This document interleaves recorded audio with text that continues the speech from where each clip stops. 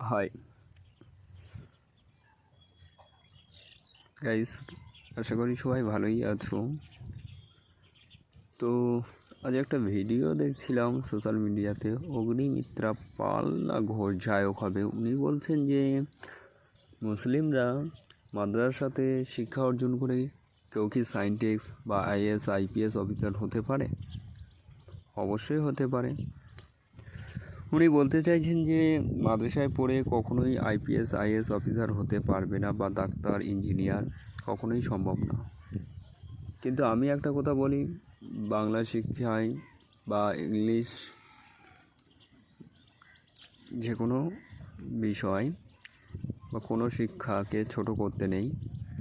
ঠিক তেমনই মাদ্রাসার শিক্ষার্থীদের সাথে মোকাবিলা করেই দেখেন না, আপনার কতটা যোগ্যতা আছে ওরা দেখিয়ে দেবে, আর তাদের কতটা যোগ্যতা আছে সেটাও পরিষ্কার ভাষায় আপনি দেখতে পারবেন নিজের চোখ দিয়ে।